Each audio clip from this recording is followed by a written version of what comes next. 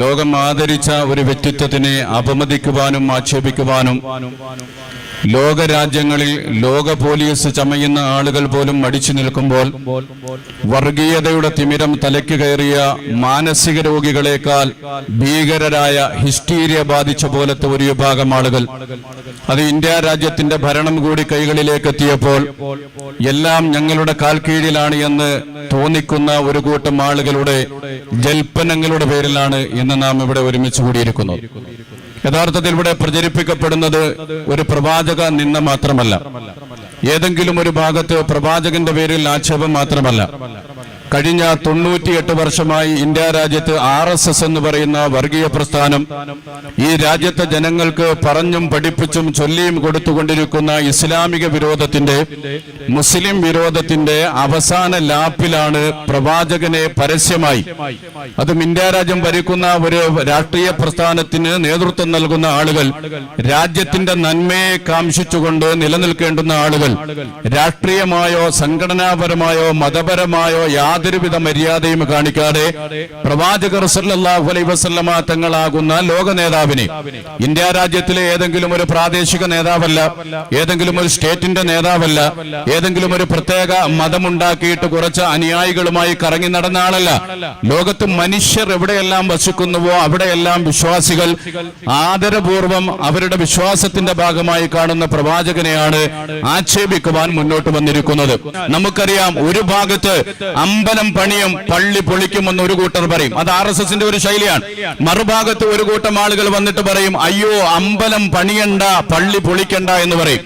ഒരു ഭാഗത്ത് അടൽ ബിഹാരി വാജ്പേയിയെ പോലെയുള്ള മിതവാദികളെയും മറുഭാഗത്ത് നരേന്ദ്രമോദിയെ പോലെയുള്ള തീവ്രവാദികളെയും അണിനിരത്തിക്കൊണ്ടാണ് RSS അവരുടെ അജണ്ട കഴിഞ്ഞ 98 വർഷമായി ഇന്ത്യ രാജ്യത്ത് നടപ്പിലാക്കുന്നത്.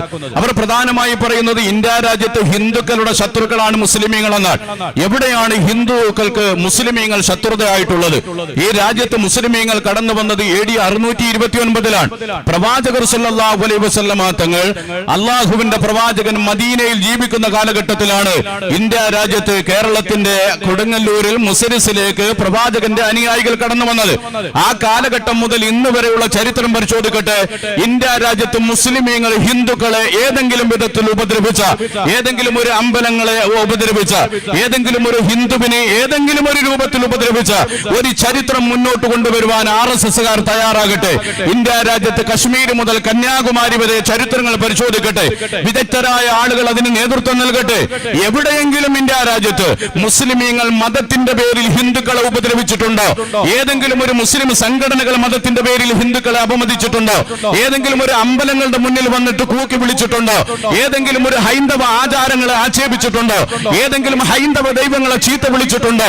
ഇല്ല. ഹിന്ദുക്കൾക്ക് ഭീഷണി ഒരിക്കലും മുസ്ലിമീങ്ങളായിട്ടില്ല. ഹിന്ദുക്കൾക്ക് ഭീഷണി എന്നും ഹിന്ദുക്കൾ തന്നെയാണ്. അഥവാ ബ്രാഹ്മണ ഫാസിസമാണ് ഹിന്ദുക്കൾക്ക് ഭീഷണിയായിട്ടുള്ളത്. പുലയന്മാർക്ക് വഴി നടക്കുവാൻ അവകാശമില്ലാതാക്കിയ ബ്രാഹ്മണ ഫാസിസമാണ് ഇന്ത്യക്കാർക്ക് ഭീഷണിയായിട്ടുള്ളത്. പറയന്മാർക്ക് വഴിയിലൂടെ നടക്കുവാൻ അവകാശം കൊടുക്കാതിരുന്ന ഹൈന്ദവ ഫാസിസമാണ് ഇന്ത്യ രാജ്യത്തിലെ ഹിന്ദുക്കൾക്ക് ഏതെങ്കിലും ഒരു രൂപത്തിൽ എന്തെങ്കിലും ഭീഷണിയായിട്ടുള്ളത്. മനുഷ്യനായി പോലും പരിഗണിക്കാതെ ദളിത് വിഭാഗത്തിൽപ്പെട്ടവനെ ചേറിലും ചെവിട്ടിലും ചവിട്ടിത്താഴ്ത്തിയ ഇവിടുത്തെ സവർണ മാടമ്പിമാരാണ് ഇവിടുത്തെ ഹിന്ദുക്കൾക്ക് ഏതെങ്കിലും രൂപത്തിൽ ഏതെങ്കിലും വിഷയത്തിൽ എന്തെങ്കിലും കുഴപ്പമുണ്ടാക്കിയിട്ടുണ്ടെങ്കിൽ. അല്ലാതെ ഒരു മുസ്ലിമും ഇവിടെ ഒരു ഹിന്ദുവിന് നേരെ ഒരു പ്രശ്നവുമായി വന്നിട്ടില്ല. കേരളത്തിന്റെ മണ്ണിലാണ് ക്ഷേത്രപ്രവേശന വിളംബരം നടന്നത്. എന്തിനു വേണ്ടിയാണ് ക്ഷേത്രപ്രവേശന വിളംബരം നടന്നത്? ക്ഷേത്രത്തിൽ എല്ലാ ജാതിയിലും പെട്ടവന് പ്രവേശിക്കുവാൻ വേണ്ടിയാണ്. വൈക്കം സത്യാഗ്രഹം നടന്നത് എന്തിനു വേണ്ടിയാണ്? ഗുരുവായൂർ സത്യാഗ്രഹം നടന്നത് എന്തിനു വേണ്ടിയിട്ടാണ്? ക്ഷേത്രത്തിൽ ഈ രാജ്യത്തിലെ താഴ്ന്ന വർഗത്തിൽപ്പെട്ട ഹൈന്ദവർക്ക് പ്രവേശിക്കുവാൻ വേണ്ടിയാണ്. ആരാണ് സമരം നടത്തിയത്? ഗാന്ധിജി ഉൾപ്പെടെയുള്ളവർ കടന്നു വന്നില്ലേ? കേളപ്പൻ ഉൾപ്പെടെയുള്ളവർ കടന്നു വന്നില്ലേ? ഈ രാജ്യത്തെ ഹൈന്ദവ ക്ഷേത്രങ്ങളിൽ ഹിന്ദു വിഭാഗത്തിൽപ്പെട്ടവരെന്ന് അഭിമാനിക്കുന്ന ഇന്ന് കയ്യിൽ RSSന്റെ ചരടും കെട്ടിക്കൊണ്ട് RSSന് സിന്ദാബാദ് വിളിക്കുന്നവന്റെ പട്ടികജാതിക്കാരന്റെ മുൻ തലമുറയിൽപ്പെട്ടവന് അമ്പലങ്ങളിൽ പ്രവേശിക്കുവാൻ വേണ്ടിയിട്ട് സമരം നടന്ന മണ്ണാണ് ഇവിടെ. അവരെ ആരാണ് അമ്പലങ്ങളിൽ തടഞ്ഞത്? ഈ രാജ്യത്തെ മുസ്ലിമീങ്ങളാണോ? അവരെ അമ്പലങ്ങൾ തടഞ്ഞത് മുസ്ലിമീങ്ങളാണോ? ഏതെങ്കിലും പള്ളിയിലെ ഇമാമിങ്ങളാണോ? ഏതെങ്കിലും മുസ്ലിം സംഘടനകളാണോ? അല്ല, RSS വിഭാവനം ചെയ്യുന്ന ബ്രാഹ്മണിസമാണ് ഈ രാജ്യത്തെ പാവപ്പെട്ട ഹൈന്ദവനെ അമ്പലങ്ങളിൽ കയറ്റാതിരുന്നത്. അതിനുവേണ്ടിയാണ് ഇവിടെ സമരം നടന്നത്, അതിനുവേണ്ടിയാണ് ഇവിടെ പോരാട്ടങ്ങൾ നടന്നത്. ശ്രീനാരായണ ഗുരുദേവന്റെ നേതൃത്വത്തിൽ നടന്ന നവോത്ഥാന പ്രസ്ഥാനം, നാരായണ ഗുരുദേവൻ ആർക്കെതിരെയാണ് സമരം നടത്തിയത്? ഇവിടുത്തെ മുസ്ലിമീങ്ങൾക്കെതിരെയാണോ? നാരായണ ഗുരുദേവൻ പുകഴ്ത്തിപ്പാടിയില്ലേ കരുണാവാൻ നബി മുത്തുരത്നമോ എന്ന്? ആ പ്രവാചകന്റെ അനുയായികളെ അദ്ദേഹം ബഹുമാനിച്ചില്ലേ? നവോത്ഥാനത്തിന് നേതൃത്വം നൽകിയ ശ്രീനാരായണ ഗുരുദേവൻ ആർക്കെതിരെയാണ് സമരം ചെയ്തത്? ഇവിടുത്തെ മുസ്ലിമീങ്ങൾക്കെതിരെയാണോ? അല്ല, RSS വിഭാവനം ചെയ്യുന്ന ബ്രാഹ്മണ ഹിന്ദുത്വത്തിനെതിരെയാണ്. എന്തിനാണ് മഹാത്മാ അയ്യങ്കാളി അനന്തപുരിയുടെ തെരുവീതിയിലൂടെ വില്ലുവണ്ടിയിൽ കയറി സഞ്ചരിച്ച് കടന്നു വന്നത്? എന്തിനു വേണ്ടിയാണ്? ഇവിടുത്തെ ഹൈന്ദവ സഹോദരന്മാർ നന്നായി മനസ്സിലാക്കണം. നിങ്ങളുടെ ശത്രുക്കൾ ഞങ്ങളല്ല, നിങ്ങളുടെ ശത്രുക്കൾ ഇവിടുത്തെ RSS ആണ്. RSS വിഭാവനം ചെയ്യുന്ന ഹൈന്ദവ ഫാസിസമാണ്. അല്ലാതെ നിങ്ങൾക്ക് ഒരു കാലഘട്ടത്തിലും ഒരു ഭാഗത്തും മുസ്ലിമീങ്ങൾ ശത്രുക്കളായി വന്നിട്ടില്ല. നിങ്ങളെ ഞങ്ങൾ തോളോട് ചേർത്ത് നിർത്തിയിട്ട് മാത്രമേ ഉള്ളൂ. നിങ്ങളെ ഞങ്ങൾ തോളോട് ചേർത്ത് നിർത്തിയിട്ടേ ഉള്ളൂ. എന്തിനാണ് മഹാത്മാ അയ്യങ്കാളി ഈ രാജ്യത്ത് പ്രക്ഷോഭത്തിന് നേതൃത്വം നൽകിയത്? പഞ്ചമി എന്ന പെൺകുട്ടിയുമായി അറിവ് പഠിക്കുവാൻ പള്ളിക്കൂടത്തിന്റെ വരാന്ത കയറി വന്നപ്പോൾ ദളിതയായി പോയതിന്റെ പേരിൽ, അവർണയായി പോയതിന്റെ പേരിൽ അവൾക്ക് പഠിക്കുവാൻ അവകാശം കൊടുക്കുകയില്ല എന്ന് പറഞ്ഞ സവർണ തമ്പുരാക്കന്മാർക്കെതിരെ അയ്യങ്കാളി എന്തിനാണ് സമരം ചെയ്തത്? മുസ്ലിമീങ്ങൾക്കെതിരെ അല്ല സമരം ചെയ്തത്. ഇവിടെ അയ്യങ്കാളി കായലോരങ്ങളിൽ വള്ളങ്ങൾ ഒരുമിച്ച് കൂട്ടിയിട്ട് എന്തിനാണ് കായൽ സമരം നടത്തിയത്? കരയിൽ ഒരുമിച്ച് കൂടിയിരുന്ന് പോലെ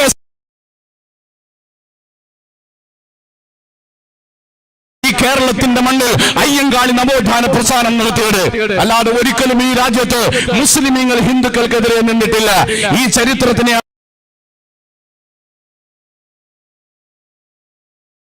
വന്നവരല്ല, മുസ്ലിമീങ്ങൾ ഇവിടെ നിന്നും ഓട് പൊളിച്ചു വന്നവരല്ല. ഈ രാഷ്ട്രപ്രസ്ഥാനം ഇവിടെ ഉദയം ചെയ്തപ്പോൾ, ബ്രിട്ടീഷുകാരൻ ഈ രാജ്യത്തിന് രണ്ടായി വെട്ടിമുറിച്ചപ്പോൾ, പാകിസ്ഥാൻ എന്ന് പറയുന്ന ഒരു രാജ്യമുണ്ടാക്കിയിട്ട് ഇസ്ലാമിക ശരീഅത്ത് അവിടെ നിയമമാക്കിയിട്ട് പച്ച പതാകയിൽ ചന്ദ്രക്കല വെച്ചിട്ട് അവിടുത്തെ ദേശീയ പതാക ഉയർത്തിക്കെട്ടിയപ്പോൾ ഞങ്ങൾക്ക് പാകിസ്ഥാൻ വേണ്ട, ഞങ്ങൾക്ക് ഇസ്ലാമിക ശരീഅത്തിന്റെ ഭരണം വേണ്ട, ഞങ്ങൾക്ക് ജനിച്ചു വീണ ഈ രാജ്യം മതിയെന്ന് ഉറക്കെ പ്രഖ്യാപിച്ചുകൊണ്ട് ഈ രാജ്യത്തിന്റെ അനന്തരാവകാശികളായ ഞങ്ങളുടെ മുൻഗാമികൾ, അവരുടെ പിൻഗാമികളാണ് ഞങ്ങൾ. ഇവിടെ നിന്നും ഓട് പൊളിച്ചു വന്നവരല്ല. ഈ രാജ്യത്ത് 20 കോടി മുസ്ലിമീങ്ങളായതിനെ നിങ്ങൾക്ക് അസഹിഷ്ണുതയോടെയാണ് നിങ്ങൾ കാണുന്നതെങ്കിൽ അത് ഞങ്ങളുടെ കുറ്റമല്ല. നിങ്ങൾ ആട്ടും വിലക്കും വഴിയാട്ടും നടത്തിയിട്ട് വഴിയിലൂടെ നടക്കുവാൻ പറ്റാത്ത, മനുഷ്യക്കോലത്തിൽ ജീവിക്കുവാൻ പറ്റാതിരുന്ന പാവപ്പെട്ടവൻ അവൻ മതപരിവർത്തനം നടത്തിയിട്ടാണ് ഈ രാജ്യത്ത് ഇസ്ലാം വളർന്നത്. ഇവിടുത്തെ പൊലയനും പറയനും പാവപ്പെട്ടവനും അവർക്ക് മനുഷ്യരായി ജീവിക്കുവാൻ വേണ്ടിയിട്ട് എത്രയോ ദൂരം വഴിതെറ്റി നിൽക്കുമോ ചെറുമൻ പോയി തൊപ്പിയിട്ടാൽ ചുറ്റും അവനെത്തി ചാരത്തിരുത്തണം, ചുറ്റും പേടിക്കേണ്ട നമ്പുരാനെ എന്ന് ബഹുമാനപ്പെട്ട കുമാരനാശാൻ പാടിയതുപോലെ തൊപ്പിയിട്ടാൽ മുസ്ലിമായാൽ മനുഷ്യനായി ജീവിക്കാമെന്നുള്ള ബോധ്യത്തിന്റെ പേരിലാണ് ഈ രാജ്യത്ത് 20 കോടി മുസ്ലിമീങ്ങൾ ഉണ്ടായത്. അല്ലാതെ എവിടെയും ഇസ്ലാമും മുസ്ലിമീങ്ങളും ഇവിടുത്തെ ഹിന്ദുക്കളും തമ്മിൽ കലഹങ്ങൾ ഉണ്ടായിട്ടില്ല. 7 നൂറ്റാണ്ട് കാലമാണ് ഈ രാജ്യം ഇസ്ലാമിക ഭരണാധികാരികൾ ഭരിച്ചത്. ആ 7 നൂറ്റാണ്ട് കാലം ഇസ്ലാമിക ഭരണാധികാരികൾ ഭരിച്ചപ്പോൾ ഇവിടെ ഒരു മതപരിവർത്തനവും നടത്തിയിട്ടില്ല. അന്ന് അവർ വെറും 8% മാത്രമായിരുന്നു മുസ്ലിമീങ്ങൾ. ഇവിടുത്തെ ഹൈന്ദവ സഹോദരന്മാരുടെ നേതാക്കന്മാർ അവരുടെ കൊട്ടാരങ്ങളുടെ ദർബാറുകളിൽ അവരുടെ എല്ലാ വിധത്തിലുമുള്ള ആനന്ദത്തോടെ അവർ ഭരണത്തിൽ കഴിഞ്ഞുകൂടിയവരാണ്. അക്ബർ ചക്രവർത്തിയുടെ നവരത്നങ്ങളിൽ ക്ഷത്രിയന്മാരായിരുന്നു കൂടുതലുള്ളത്. അതുപോലെ തന്നെ ഔറംഗസീബിന്റെ കൊട്ടാരത്തിന്റെ ഉള്ളിൽ പണ്ഡിതന്മാരായി വിലസിയത് ഇവിടുത്തെ ബ്രാഹ്മണന്മാരും ക്ഷത്രിയന്മാരുമായിരുന്നു. ആയിരക്കണക്കിന് വർഷങ്ങളായി ഇവിടെ മുസ്ലിമീങ്ങളും ഹിന്ദുക്കളും തമ്മിൽ ഒരു പ്രശ്നമില്ല. പിന്നെ എപ്പോഴാ പ്രശ്നമുണ്ടായത്? 1893 മഹാരാഷ്ട്ര മുതൽ കന്യാകുമാരി വരെ ഇവിടുത്തെ ദളിത് വിഭാഗത്തിൽപ്പെട്ടവർ പ്രക്ഷോഭം ആരംഭിച്ചു. ആ പ്രക്ഷോഭത്തിന് നേതൃത്വം നൽകിയ മഹാരാഷ്ട്രയിലെ ജ്യോതിറാവ് പുലയുടെ നേതൃത്വത്തിലുള്ള മറാത്ത പ്രക്ഷോഭത്തിന്റെ നാടുകളിൽ തമിഴ്നാട്ടിൽ പെരിയോറിന്റെ നേതൃത്വത്തിൽ ദ്രാവിഡ ഘടകമുണ്ടാക്കിയിട്ട് മനുഷ്യനായി ജീവിക്കാനുള്ള സമരമുഖങ്ങൾ തുറന്നു വെച്ചപ്പോൾ, ശ്രീനാരായണ ഗുരുദേവന്റെ നേതൃത്വത്തിൽ നവോത്ഥാന പ്രസ്ഥാനം കേരളത്തിൽ ഉണ്ടായപ്പോൾ, അതുപോലെ മഹാത്മാ അയ്യങ്കാളിയുടെ നേതൃത്വത്തിൽ മനുഷ്യനായി ജീവിക്കുവാനുള്ള സമര പ്രസ്ഥാനം ഇവിടെ നടത്തപ്പെട്ടപ്പോൾ ഇവിടെ RSSന് മനസ്സിലായി ഇനി പിടിച്ചു നിൽക്കുവാൻ പറ്റുകയില്ല. ഇവിടുത്തെ പാവപ്പെട്ട സമുദായക്കാർ മുന്നോട്ട് വരികയാണ്. ഇനി പിടിച്ചു നിൽക്കുവാൻ പറ്റുകയില്ല. ഇനി ഒരു മാർഗം, ഒരു പുതിയ ശത്രുവിനെ നിർമ്മിക്കലാണ്. ആ ശത്രുവിനെ നിർമ്മിച്ചതാണ് ഇന്ത്യ രാജ്യത്തിന്റെ ആഭ്യന്തര ശത്രുക്കളായി മുസ്ലിമീങ്ങളെ, ക്രൈസ്തവരെ, മൂന്നാമത് കമ്മ്യൂണിസ്റ്റുകാരെ. ഒരുപക്ഷെ PC ജോർജിന്റെ നേതൃത്വത്തിലൊക്കെ ഇപ്പോൾ ഫയലും തൂക്കിയിട്ട് പലരുടെയും വടക്കേപ്പുറത്ത് കിടക്കുന്നുണ്ട്. ജോർജ് അച്ചായ മുസ്ലിമീങ്ങൾ കഴിഞ്ഞാൽ രണ്ടാമത്തെ ലിസ്റ്റിലെ ഒന്നാമത്തെ ആളാണ് നിങ്ങൾ. നിങ്ങൾക്ക് രക്ഷയില്ല. നിങ്ങൾ കരുതണ്ട, RSSകാർ നിങ്ങൾക്ക് പാലൂട്ടി തരുമെന്ന്. ഇന്ന് PC ജോർജിന് ഐക്യദാർഢ്യമെന്ന് വിളിച്ചുകൊണ്ട് നിങ്ങളുടെ കാറിന്റെ പിറകിലോടുന്ന BJPക്കാർ നാളെ നിങ്ങൾ ക്രിസ്ത്യാനിയാണ് എന്നതിന്റെ പേരിൽ മാത്രം നിങ്ങളെ ഈ നാട്ടിൽ നിന്ന് പായിക്കുവാൻ മുന്നോട്ട് വരും. കാരണം അത് RSSന്റെ പ്രത്യയശാസ്ത്രമാണ്. 1923 VD സബർക്കർ എഴുതി വെച്ചത് ഈ രാജ്യത്തിന്റെ ആഭ്യന്തര ശത്രുക്കളിൽ ഒന്നാമത്തെ മുസ്ലിമീങ്ങളാണെന്നാണ്. രണ്ടാമത്തെ ശത്രുക്കൾ ക്രൈസ്തവരാണ്. മൂന്നാമത്തെ ശത്രുക്കൾ കമ്മ്യൂണിസ്റ്റുകാരുമാണ്. പിന്നെ ദലിതരാണ്. പിന്നെ നെഹ്റുയിസ്റ്റുകളാണ്. പിന്നെ ഗാന്ധിയൻ ചിന്താഗതിക്കാരാണ്. പിന്നെ സ്വതന്ത്ര ചിന്താഗതിക്കാരായ ആളുകളാണ്. അവരെ മുഴുവനും തുടച്ചു നീക്കിക്കൊണ്ട് ഇവിടെ ഒരു പുതിയ രീതിയാണ് ഉണ്ടാക്കിയെടുക്കുവാൻ ഇവിടുത്തെ RSSന്റെ നേതൃത്വത്തിൽ നടക്കുന്നതെങ്കിൽ അതിനെതിരെയുള്ള സമരജാലകളാണ് ഇന്ത്യ രാജ്യത്തിന്റെ തെരുവീതികളിൽ മുടങ്ങുന്നത് എന്ന് പ്രിയമുള്ള സഹോദരങ്ങളെ മനസ്സിലാക്കണം. പ്രവാചക സ്നേഹം നമ്മുടെ അടിത്തറയാണ്. അത് വിശ്വാസത്തിന്റെ ഭാഗമാണ്. ഇത് തീവ്രവാദികളായിട്ട് ഒരു വിഭാഗം ആളുകൾ നടത്തുന്നതാണ് എന്ന് ഇവിടുത്തെ ഹൈന്ദവ സഹോദരന്മാർക്കെതിരെയുള്ള സമരമാണെന്നോ ആരും കരുതി പോകുവാൻ പാടില്ല. പ്രവാചക സ്നേഹം അള്ളാഹു നിയമിച്ചതാണ്. അതിന്റെ വിധി പറയുവാൻ രാജ്ഭവനിൽ ഇരിക്കുന്ന ഗവർണർക്ക് അവകാശമില്ല. ഭരണകൂടം കൈയാളുന്ന രാഷ്ട്രപതിമാർക്കോ ഇവിടുത്തെ പ്രധാനമന്ത്രിമാർക്കോ ഇവിടുത്തെ മുഖ്യമന്ത്രിമാർക്കോ ഇവിടുത്തെ മതവിശ്വാസത്തിൽ കൈകടത്തുവാൻ അവകാശമില്ല.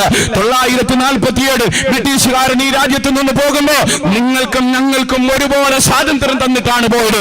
950 ബാബാ സാഹേബ് അംബേദ്കറുടെ നേതൃത്വത്തിൽ ഇവിടെ ഒരു ഭരണഘടന ഉണ്ടാക്കിയിട്ടുണ്ടെങ്കിൽ ആ ഭരണഘടനയിൽ നിങ്ങളും ഞങ്ങളും തുല്യരാണ്. നിങ്ങൾക്ക് ജയ് ശ്രീറാം എന്ന് വിളിക്കാമെങ്കിൽ ഞങ്ങൾക്ക് അല്ലാഹു അക്ബർ എന്ന് വിളിക്കാം. നിങ്ങൾക്ക് അമ്പലങ്ങൾ പണിയാമെങ്കിൽ ഞങ്ങൾക്ക് പള്ളികൾ പണിയാം. നിങ്ങൾക്ക് കിഴക്കോട്ട് തിരിഞ്ഞു നിന്ന് സൂര്യ നമസ്കാരം ചെയ്യാമെങ്കിൽ ഞങ്ങൾക്ക് പടിഞ്ഞാറോട്ട് തിരിഞ്ഞു നിന്നുകൊണ്ട് നിസ്കരിക്കുവാനുള്ള അവകാശം അത് ആരുടെയും ഔദാര്യമല്ല. ഇന്ത്യൻ ഭരണഘടന ഞങ്ങൾക്ക് നൽകുന്ന അവകാശമാണ്. ആ അവകാശത്തിന് വേണ്ടിയുള്ള പോരാട്ടങ്ങളിൽ ഞങ്ങൾ തെരുവുകളിൽ ഉണ്ടാകും. ഞങ്ങൾ എന്നും തെരുവുകളിൽ ഉണ്ടാകും. ഇനി എന്നും ഞങ്ങളുടെ ജീവിതം തെരുവിലാകാൻ സാധ്യതയുണ്ട്. കാരണം അത്രമാത്രം ഫാസിസ്റ്റുകൾ ഇവിടെ വല്ലാത്ത അവസ്ഥകൾ ഉണ്ടാക്കിക്കൊണ്ടിരിക്കുകയാണ്. അതുകൊണ്ട് തെരുവിൽ നിന്ന് ഞങ്ങൾ വീടുകളിലേക്ക് പോകുന്നില്ല. ഞങ്ങൾ ഇനി തെരുവിൽ അന്തി ഉറങ്ങാൻ പോവുകയാണ്. കാരണം ഞങ്ങൾക്ക് ഈ രാജ്യത്ത് ജീവിക്കണം. ഞങ്ങൾക്ക് പാകിസ്ഥാൻ ഞങ്ങളുടെ ഒന്നാം രാജ്യമല്ല, രണ്ടാം രാജ്യവുമല്ല. ഞങ്ങളുടെ ഒന്നാമത്തെയും രണ്ടാമത്തെയും രാജ്യം ഇന്ത്യ രാജ്യമാണ്.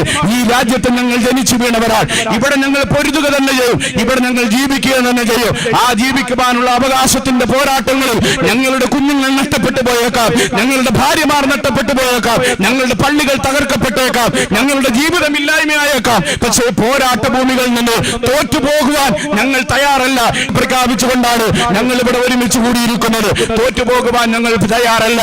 ഒരിക്കലും ഞങ്ങൾ തോറ്റുപോകുവാൻ തയ്യാറല്ല. നിങ്ങൾ നന്നായി മനസ്സിലാക്കിക്കൊള്ളുക. നിങ്ങൾക്ക് പറ്റുന്ന രൂപത്തിലല്ല നിങ്ങൾ കാര്യങ്ങൾ ചെയ്തുകൊണ്ടിരിക്കുക. നിങ്ങൾ കൊന്നു തീർത്തുകൊള്ളുക. നിങ്ങളുടെ ശൈലി അങ്ങനെയാണല്ലോ. ഗുജറാത്തിന്റെ കലാപത്തിൽ, മുംബൈയുടെ കലാപത്തിൽ, അതുപോലെ തന്നെ രാജ്യത്ത് നടന്ന വിവിധ കലാപങ്ങൾ നിങ്ങൾ ആയിരക്കണക്കിന് ജനങ്ങളെ കൊന്നിട്ടുണ്ടല്ലോ. നിങ്ങൾ കൊന്നു തീർത്തുകൊള്ളുക. പക്ഷേ നിങ്ങൾ കൊന്നു തീർക്കുന്ന ഓരോ ആളുകളുടെ ചോരത്തുള്ളികളിൽ നിന്ന് 1000 ആളുകൾ അന്തരീക്ഷത്തിൽ ഉയർന്നു നിന്നുകൊണ്ട് ഈ രാജ്യത്ത് മതേതര ജനാധിപത്യത്തിന് വേണ്ടിയുള്ള പോരാട്ടം നിങ്ങൾക്ക് ഭീഷണിയുള്ള എത്രയോ പേരെ നിങ്ങൾ ജയിലിൽ അടച്ചിരിക്കുന്നു.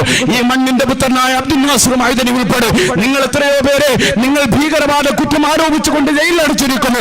നിങ്ങൾ ഞങ്ങളെ ജയിലിൽ അടച്ചുകൊള്ളുക. ഞങ്ങളത് ഞങ്ങളുടെ കൊട്ടാരങ്ങളാക്കി മാറ്റിക്കൊണ്ട് ഞങ്ങൾ അവിടെ ജീവിക്കുന്നവരാകുന്നതാണ്. നിങ്ങൾ ഞങ്ങളുടെ ഇറച്ചിയും മീനും നിഷേധിച്ചു കൊള്ളുക. ഞങ്ങൾ പച്ചില തിന്ന് ജീവിക്കും. ഞങ്ങൾ ആരുടെ മുന്നിലും ഇഴഞ്ഞു വരികയില്ല. നിങ്ങൾ ഞങ്ങളുടെ വെള്ളം നിരോധിച്ചു കൊള്ളു. ആകാശത്തിൽ നിന്ന് അന്തരീക്ഷത്തിൽ നിന്ന് താഴേക്ക് വീഴുന്ന ജലഗണികൾ ഞങ്ങളുടെ പാനമായി ഞങ്ങൾ ഉപയോഗിക്കുന്നതാണ്. നിങ്ങൾ ഞങ്ങളുടെ പള്ളികൾ തകർത്തുകൊള്ളുക. ഈ കാണുന്ന റോഡുകളും മൈതാനങ്ങളും ഞങ്ങളുടെ പള്ളികളായി ഞങ്ങൾക്ക് നിസ്കരിക്കുവാൻ അവകാശമുണ്ട്. നിങ്ങൾ ഞങ്ങളുടെ മദ്രസകൾ പൂട്ടിക്കൊള്ളുക. ഞങ്ങളുടെ ഭാര്യമാർ, ഞങ്ങളുടെ പ്രിയപ്പെട്ട സഹോദരിമാർ ഗർഭിണികളാകുമ്പോൾ അവരുടെ ഗർഭപാത്രങ്ങളെ ഞങ്ങൾ മദ്രസകളാക്കിക്കൊണ്ട് ഈ രാജ്യത്തിന്റെ രണ്ടാം സ്വാതന്ത്ര്യ സമരത്തിനു വേണ്ടി ഞങ്ങളുടെ പെണ്ണുങ്ങൾ പ്രസവിക്കുന്ന, ഞങ്ങളുടെ സഹോദരിമാർ പ്രസവിക്കുന്ന ഓരോ കുഞ്ഞുങ്ങളും ഈ രാജ്യത്തിന്റെ സ്വാതന്ത്ര്യത്തിന് വേണ്ടിയുള്ള രണ്ടാം സ്വാതന്ത്ര്യ സമര പോരാട്ടങ്ങളിൽ നിങ്ങളുടെ കൂടെ ഉണ്ടാകും. നിങ്ങൾ മനസ്സിലാക്കണം ഇത് ആരാ പറയുന്നതെന്ന്. ഇത് നിസ്സാരമായി പറയുന്ന വാക്കുകളല്ല. നിങ്ങൾ നന്നായി മനസ്സിലാക്കിക്കൊള്ളുക. ഈ രാജ്യത്ത് ബ്രിട്ടീഷുകാർക്കെതിരെയുള്ള പോരാട്ടങ്ങൾ നിങ്ങൾക്ക് ഒന്നും പറയാനില്ല. നിങ്ങൾ എവിടെയാണ് ഈ രാജ്യത്തിന് വേണ്ടി സംഭാവന നൽകിയിട്ടുള്ളത്? നിങ്ങൾ എവിടെയാണ് ഒരു സമരം നടത്തിയിട്ടുള്ളത്? നിങ്ങൾ ബ്രിട്ടീഷുകാരുടെ ഒറ്റുകാരായിരുന്നല്ലോ. നിങ്ങൾ ഒരുപാട് പാവപ്പെട്ട സഹോദരങ്ങൾ ബ്രിട്ടീഷുകാർക്ക് ഒറ്റുകൊടുത്തവരാണല്ലോ, മാപ്പെഴുതി കൊടുത്തവരാണല്ലോ. ആ മാപ്പ് നിങ്ങൾ ഇപ്പോഴും ആവർത്തിച്ചു കൊണ്ടിരിക്കുകയാണല്ലോ. ഞങ്ങൾ അങ്ങനെയുള്ളവരല്ല. നിങ്ങൾക്കറിയുമോ, ഈ രാജ്യത്ത് ബ്രിട്ടീഷുകാർക്കെതിരെയുള്ള പോരാട്ടങ്ങളിൽ ഏതെങ്കിലും ഒരു രാജാവ് നേരിട്ട് യുദ്ധത്തിൽ പങ്കെടുത്ത് മരിച്ചിട്ടുണ്ടെങ്കിൽ അത് ഷഹീദ് ടിപ്പു സുൽത്താനാണ്. ആ ടിപ്പു സുൽത്താന്റെ അനുയായികളാണ് പറയുന്നത്, ഞങ്ങൾ പോരാട്ട ഭൂമികൾ തളർന്നു വീടുകളില്ല. നിങ്ങൾക്കറിയുമോ, മലപ്പുറം ജില്ലയിലെ കോട്ടക്കുന്നിന്റെ മുകളിലേക്ക് ബ്രിട്ടീഷുകാർ കണ്ണും കെട്ടി കൈയും കെട്ടി കാലും കെട്ടിയിട്ട് കൊല്ലുവാൻ കൊണ്ടുവന്ന് നിർത്തിയപ്പോൾ, കണ്ണ് കെട്ടി പിറകിലൂടെ വെടിയുതിർത്ത് കൊല്ലാനൊരുങ്ങിയപ്പോൾ ആ വെടിയുതിർക്കുവാൻ മണ്ണുവിന്റെ മുന്നിൽ കണ്ണിലെ കെട്ടടിച്ചു മാറ്റുവാനും കയ്യിലെ കെട്ടടിച്ചു മാറ്റുവാനും എന്റെ നെഞ്ചിന് നേരെ മുഖത്തിന്റെ മുന്നിൽ നിന്ന് നിറയൊഴിക്കുവാൻ പറഞ്ഞുകൊണ്ട് ഈ രാജ്യത്തിന്റെ പോരാട്ട ഭൂമികളിൽ മരിച്ചു വീണ വാര്യംകുന്നത്ത് കുഞ്ഞഹമ്മദ് ഹാജിയുടെ പിന്തലമുറക്കാരാണ് ഞങ്ങൾ.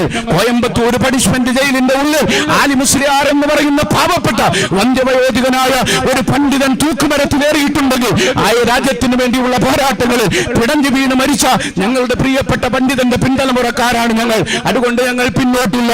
ഈ തെരുവിലൊരു വെച്ച് 100 പേരോ 200 പേരോ 300 പേരോ ഒരുമിച്ച് കൂടിയ ഈ ഒരു കൂട്ടം ഒരുപക്ഷെ നാളെ ഇന്ത്യയുടെ ഗ്രാമഗ്രാമാന്തരങ്ങളിൽ തെരുവുകളിൽ ഓരോ സ്ഥലങ്ങളിലും പ്രതിഷേധത്തിന്റെ ജാലകളായി മുന്നോട്ട് വരും. നിങ്ങൾ കൈവെക്കുന്നത് വല്ലാത്ത കാര്യത്തിനാണ്. നിങ്ങൾ തീക്കൊണ്ടുകൊണ്ടാണ് തലയെറിയുന്നത്. നിങ്ങൾ എന്തെല്ലാം ചെയ്താലും ഞങ്ങൾ പൊറുക്കും. പക്ഷേ ഞങ്ങളുടെ നെഞ്ചിന്റെ ഉള്ളിൽ ഞങ്ങളുടെ വിശ്വാസത്തിന്റെ ഭാഗമായി ഞങ്ങൾ കുടിച്ചിട്ടിരിക്കുന്ന ഞങ്ങളുടെ പ്രവാചകർ സയ്യിദുനാ മുഹമ്മദ് റസൂലുള്ളാഹി സ്വല്ലല്ലാഹു അലൈഹി വസല്ലം തങ്ങൾക്കെതിരെ ആര് പറഞ്ഞാലും, അത് രാജ്യം ഭരിക്കുന്നവനായാലും ലോകം ഭരിക്കുന്നവനായാലും അവന്റെ മുന്നിൽ ഉറച്ചു നിന്നുകൊണ്ട് പാടില്ല, ഞങ്ങൾ എതിർക്കുക തന്നെ ചെയ്യുമെന്ന് പറയാനുള്ള ധൈര്യം ഞങ്ങൾക്കുണ്ടായിട്ടുണ്ട്. ആ ധൈര്യത്തിന്റെ ഒന്നാമത്തെ സൂചനയാണ് ഈ പരിപാടി എന്ന് മാത്രം പറഞ്ഞുകൊണ്ട് എന്റെ വാക്കുകൾ നിർത്തുന്നു. അസ്സലാമു അലൈക്കും.